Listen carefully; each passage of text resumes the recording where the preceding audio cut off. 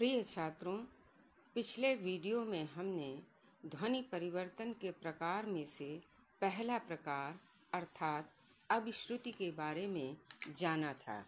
जैसा कि आप जानते हैं कि ध्वनि परिवर्तन के प्रकार 4 प्रकार के माने गए हैं। पहला अभिश्रुति, दूसरा अपश्रुति, तीसरा अपनिहिति और चौथा पुरोहिति।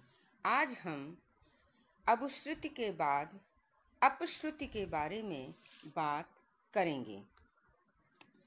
अपश्रुति को अक्षरावस्थान या एब्लोट, अंग्रेजी में इसे वॉवल्स ग्रेडेशन भी कहते हैं, जिसका तात्पर्य है स्वर ध्वनि में परिवर्तन। जैसे हम प्रायः प्रयोग में लेते हैं राम से रमा, कृष्ण से कृष्णा। इसी प्रकार मिला क्रिया से मिलना, मिलाना, मेल या मेला आदि। उदाहरण के लिए जर्मन भाषा में स्प्रेचन का मतलब होता है बोलना और स्प्रेच यानी बोला और ग्रे स्प्रेचन अर्थात बोला हुआ। अंग्रेजी भाषा में जैसे हम देखते हैं सिंग, सॉन्ग, संग और सॉन्ग। सिंग गाना, सेंग गाया, संग SUNG गाया हुआ और सॉन्ग यानी अर्थात गाना। इसी प्रकार संस्कृत भाषा में विद का अर्थ होता है जानना और वेद का अर्थ है जानता है और विदित जाना हुआ आदि। ये प्रवृत्ति भारोपीय परिवार तथा सेमेटिक और हेमेटिक भाषाओं में पाई जाती है। वर्तमान में अंग्रेजी में स्वर परिवर्तन द्वारा अनेक शब्दों के बहुवचन बनाए जाते हैं। ये अपश्रुति 2 प्रकार की होती है, गुणीय अपश्रुति और मात्रिक अपश्रुति।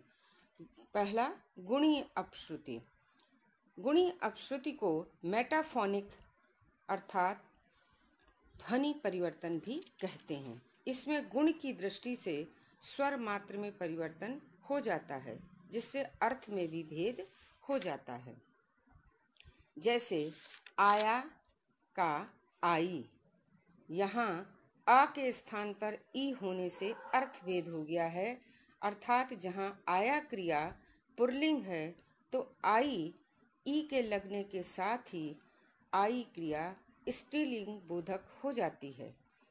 अरबी भाषा में किताब जहाँ एक वचन है, वहीं कुतुब के प्रयोग करने मात्र से उसका अर्थ होता है पुस्तकें। यहाँ क्रमशः ई और आ के स्थान पर उ और उ आया है। इसी प्रकार अंग्रेजी भाषा में एक वचन से बहुवचन बनाने में स्वर भेद से अर्थ भेद हो जाता है। जैसे MAN मैन माने आदमी और MEN मैन बहुत से आदमी, गूस से ग्रीस।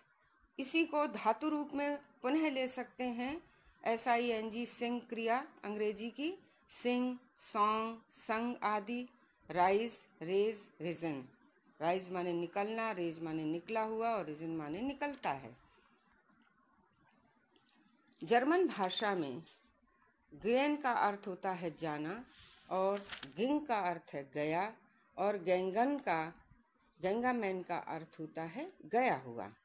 रूसी भाषा से यदि उदाहरण लें, दार का अर्थ होता है दान और दरिद्र यानी उपहार में लेना, तेज यानी बहना और तिचेनिये यानी प्रवाह या धारा।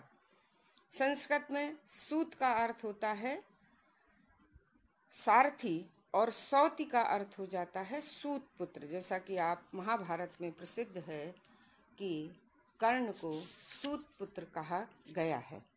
अरबी भाषा में कतल एक धातु होती है जिसका अर्थ होता है मारना।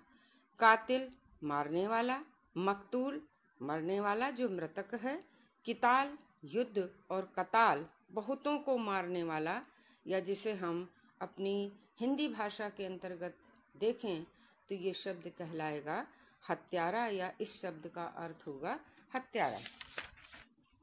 अब अपश्रुति का जो दूसरा भेद है उसे गुणीय अपश्रुति कहा जाता है। अब जो दूसरा भेद है उसे हम मात्रिक अपश्रुति कहते हैं। पहला जो हमने पढ़ा वो थी गुणी अपश्रुति।